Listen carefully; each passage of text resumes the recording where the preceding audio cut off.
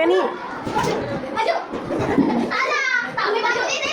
Tapi maju itu. Maju maju. Kita ya. Maju lagi.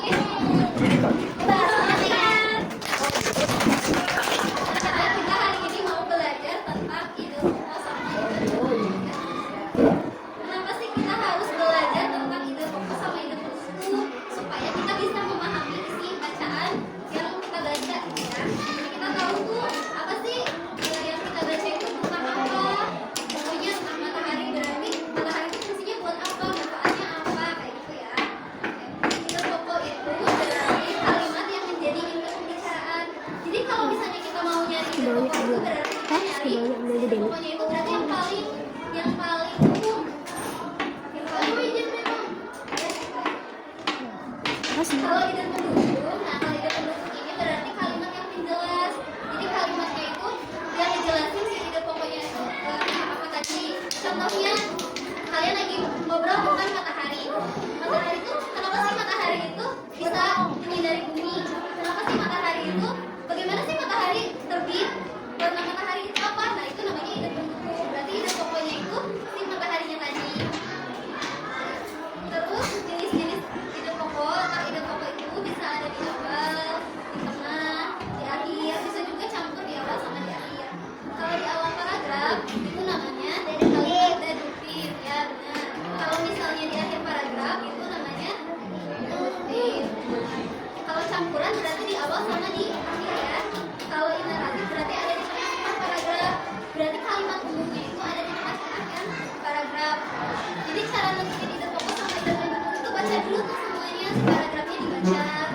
Paragrafnya tuh, oh ya ini tentang apa, bicara. Nanti kalau udah itu baru dicari yang paling umumnya itu apa.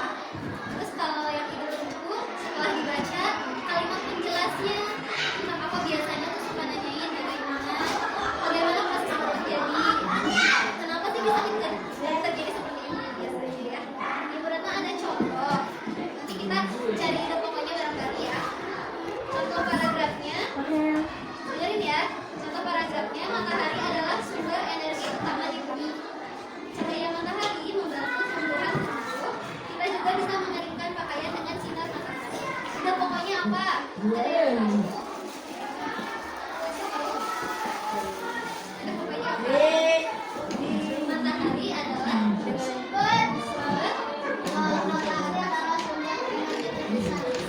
Matahari adalah sumber energi utama di bumi, ya. Nah, ide pendukungnya berarti apa? Berarti ide pendukungnya itu cahaya matahari bisa membuat kita berjemur pakaian. Cahaya matahari berarti bisa membuat tumbuh-tumbuhan tumbuh, ya. Apa? Dengerin dia. Bu Retna ada pertanyaan ya. Pertanyaannya, ide pokok itu tadi ibaratkan apa? Ulangi, bawa. Ide pokok itu tadi ibaratkan apa? Jantung. Kenapa jantung?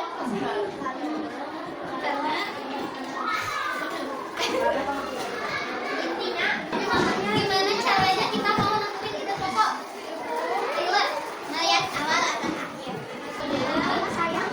Gimana caranya kita nentuin ide pendukung? Ciro atau tadi ide pendukung buat apa? Dan cara masih pada Dani tidak.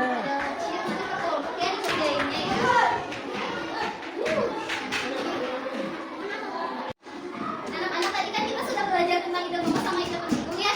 Gimana perasaannya kalian hari ini belajarnya? Benar. Jadi anak-anak, ya, ide pokok sama ide pendukung itu ibaratin kayak tubuh manusia. Jadi ide pokok itu kayak jantungnya. Jadi kalau misalnya tubuh manusia kan tanpa jantung nggak bisa hidup, ya. Nah, ide pokok itu sama kayak gitu. Jadi kayak jantungnya si paragraf itu.